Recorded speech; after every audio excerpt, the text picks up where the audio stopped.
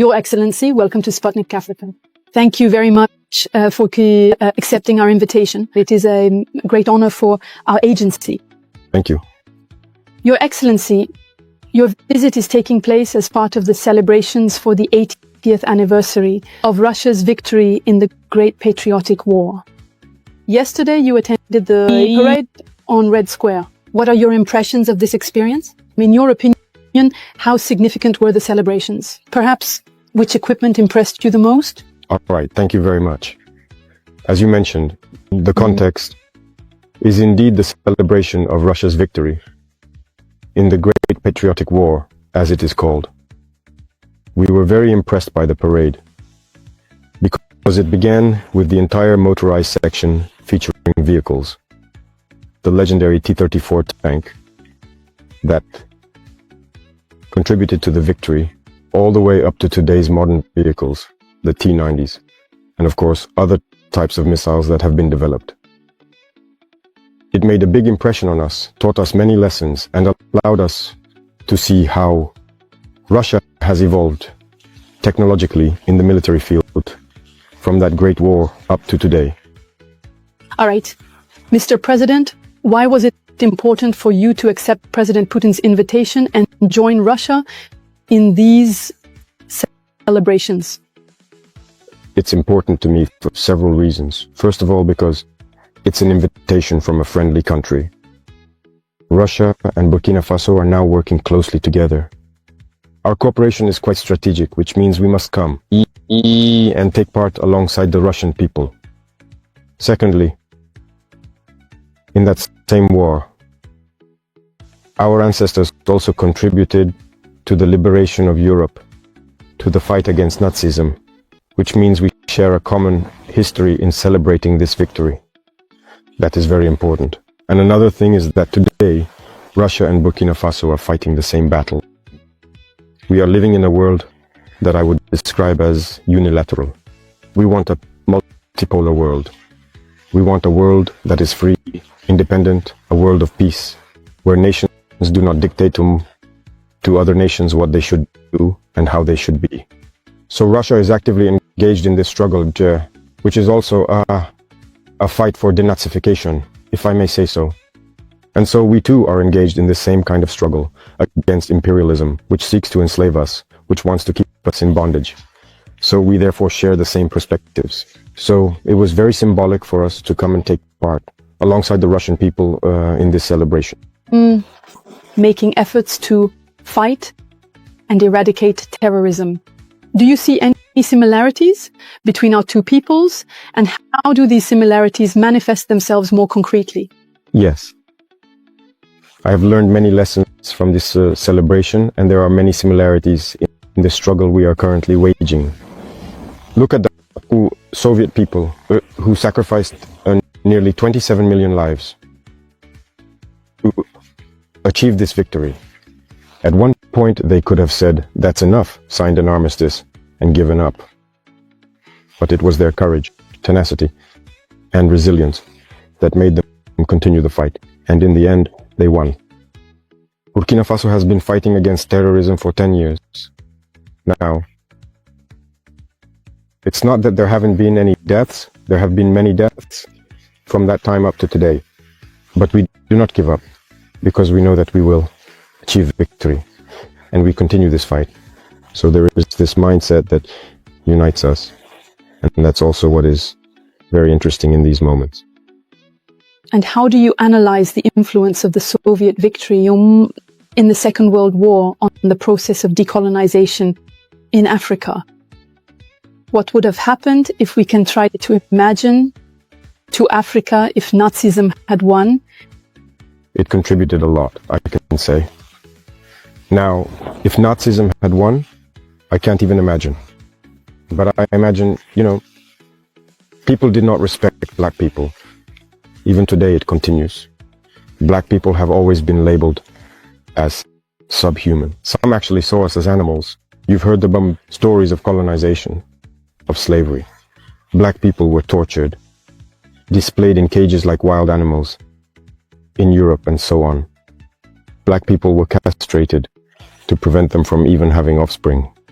black people were treated as less than animals. You know that. In Congo, cardboard was considered more valuable than black skin. They preferred to dry rubber on black people's skin, rather than pay for cardboard to dry the rubber. Black people have suffered a lot. So slavery for centuries and centuries, colonization. This war, you see, they came and took our ancestors without their consent. They sent them to the slaughter on the front lines. And when they returned, you heard what happened in Senegal. When they tried to claim their money, they were killed. That is to say, they do not consider black people. And yet they went to fight alongside so-called allies who treated them like that. But imagine if Nazism had won. It would have been a disaster. So that's why I say it was a fight that had to be fought. It was utter madness in the world. It was a fight that had to be fought, and Africa took part. And today we can say thank you, because the people who made the greatest sacrifice were the Soviet people. No one lost as many people, no one experienced as much destruction during the war as the Soviet people. So we are grateful, and I think it was necessary for the world to be as it is today, and for Africa to be able to hope to carry on as well. Thank you very much for your answer. Mr. President, you recently declared that Burkina Faso will be the graveyard of terrorism. Are you setting concrete deadlines to completely defeat it? And how do you see Russia's future assistance regarding this, one of the main pillars of the Russia-Burkina Faso partnership? I said that because in Burkina Faso, we are working on the fact that today there are many criminals being recruited to come and fight in Burkina Faso. This is not terrorism. I don't even know how to describe it. It's criminality. These are bandits who have been armed by the imperialists to destabilize us, to keep us in a state of perpetual war, and to exploit us. And so, as I said, we are working to make Burkina Faso the graveyard of terrorism. When someone is recruited to come and fight in Burkina, it should be so that they would rather commit suicide. And that will happen. Because they equip them, they train them, and they give them technology, these criminals. But we are constantly adapting. Right now, we are in a rather unique phase. They have acquired new technologies, new combat techniques, and so on, thanks to the support of these imperialists.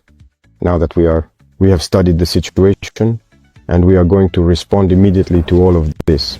So you will see, terrorism will come to an end. I don't want to set a deadline, but terrorism will end, and very soon, as quickly as we possibly can. And from Russia, all we are really asking for is mainly intellectual support. Help with intellectual training for our military industry, which we need to develop, and help to train young people in everything we can develop to confront this war. This is the part that interests us the most. And more specifically, what materials or perhaps what equipment interests you the most? First of all, I want to say thank you. Because Russia is one of the few countries in the world that has provided us with military equipment to help us fight this war. So that is significant. Apart from Russia and China, there is no one else. Otherwise, it's even worse elsewhere. There, we want to pay, but they refuse to sell to us. But now, they have understood that we are at war. Russia is also conducting its special operation. We know it's not easy, but if despite that, they were able to provide equipment and come to give it to Burkina Faso, I think that's already very important. But as I said, Russia is also helping to train us. For everything we purchase, Russian soldiers train Burkinabe soldiers on how to use this equipment and all that.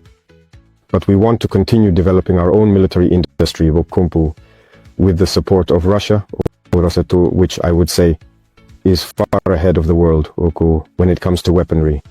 So we need to have this close collaboration so that we can make progress in our war. Thank you very much.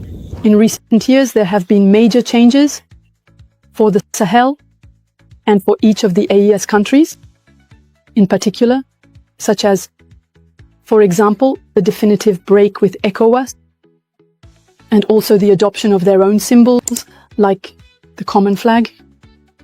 In this context, how would you describe Burkina Faso before and after? And how do you assess the alliance of Sahel states as a format for regional cooperation? Are there any plans for expansion, perhaps? Yes. To understand the AES today, you just have to look at the African youth. I think that African youth are hopeful that this is a model of unity. And for us, the leaders of the AES, it puts pressure on us. And we have to succeed. Because Africa now needs to unite. We were in an organization that was supposed to be one of solidarity, cooperation, mutual assistance, and all that. But you can't be in an organization where you call each other brothers, and then at some point they cut off the electricity so that patients die in hospitals. The economy comes to a halt, and banks are closed, so you can't access anything. Transfers you need to buy basic necessities, medicine, and so on. These were blocked for some Sahelian peoples. They even formed an army to come and fight against Sahelian peoples. While terrorism has been raging for decades, they have been incapable of sending a single soldier to help fight. These are not brothers. We shouldn't fool ourselves. And it's not the people, it's the leaders. Otherwise, when you look at the people, who, even in these ECOWAS countries and all, the people support and understand the momentum of the AES. So that reassures us and encourages us to organize ourselves, to be a model, so that in the future it can expand. But in order to expand, we need to establish strong foundations. And that's exactly what we are doing right now. So that's more or less what led us to withdraw and to organize ourselves in order to relaunch. Mr. President, for many people in Africa, you are more than just the president of a country. You are seen as the embodiment of a renewed Pan-Africanism. Why does Africa today, in particular, need, if I may say so, a new Thomas Sankara? How does it feel to take on all this responsibility at only 37 years old? Age doesn't matter, but I can say it's a lot of pressure. It's pressure. You shouldn't let it turn into delusions of grandeur. It's pressure. For me, it's a message that the youth are sending me, and that puts even more pressure on me. If I used to manage to sleep 2 hours, now I've cut my sleep down to just 1 hour. And if you shouldn't sleep anymore. Because they must have seen something surely that we're doing. Something that, in their view, could help Africa get out of this situation. For us, it encourages us, it remotivates us to keep fighting. That's why I say it's pressure. It's a very heavy responsibility. And I can promise that all we can do is not to betray, to keep following our path of Pan-African struggle. We hope that it will inspire all African youth, and that the Pan-Africanism we long for so much can become a reality. Because Africa has suffered a lot. It's time for us to unite, to work together, to develop ourselves. Just as Africans go elsewhere to see the world, to see money and everything else there is. In Africa, it's possible. It is possible. So this is our mission, and we are going to take it on.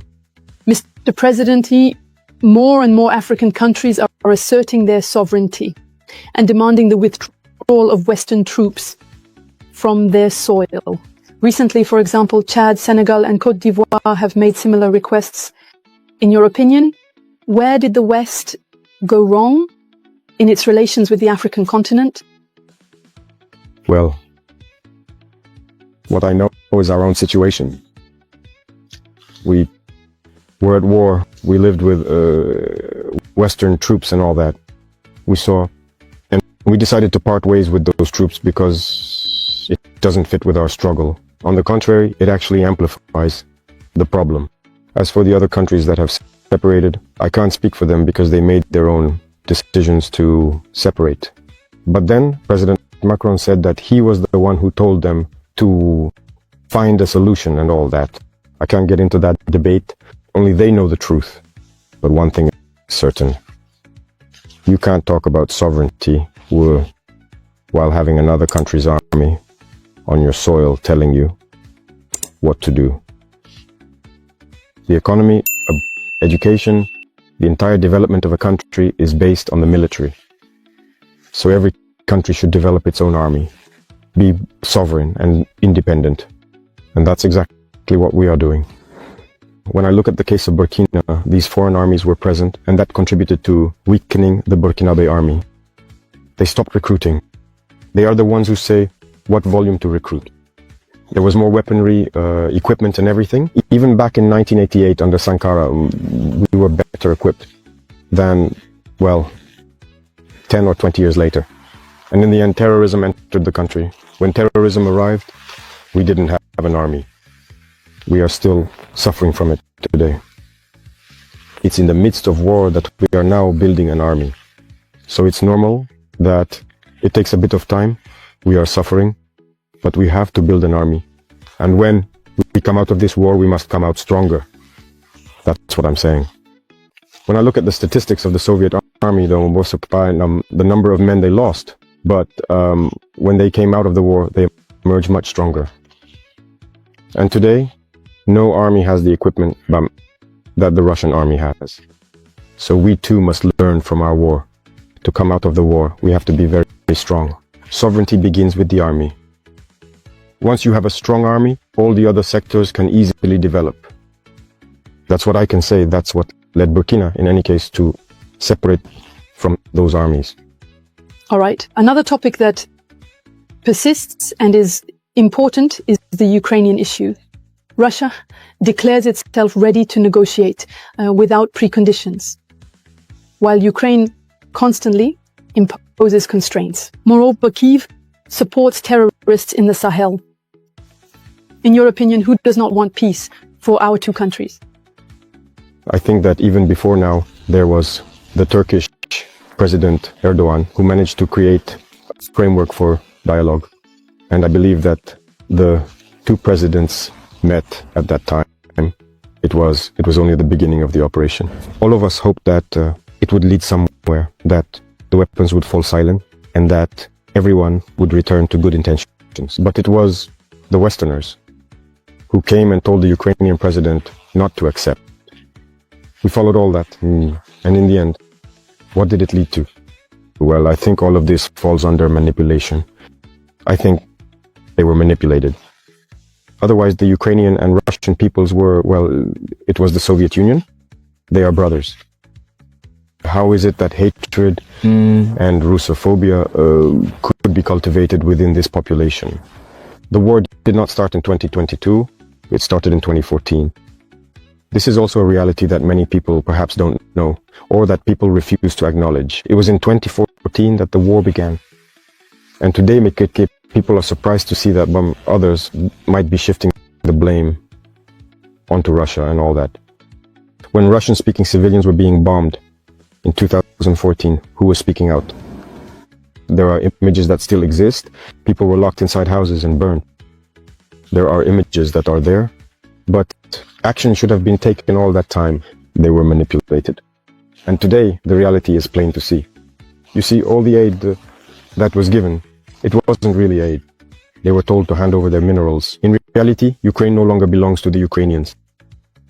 They were manipulated, and now they are the losers. All sectors will be managed by those who led them into this war. The hope was to weaken Russia, but Russia is coming out of this war even stronger. So I think they need to understand this and come back to their senses in order to negotiate and achieve peace. Because they have declared that they support the terrorists. You all followed that. And we can also see on the ground that they are indeed supporting the terrorists.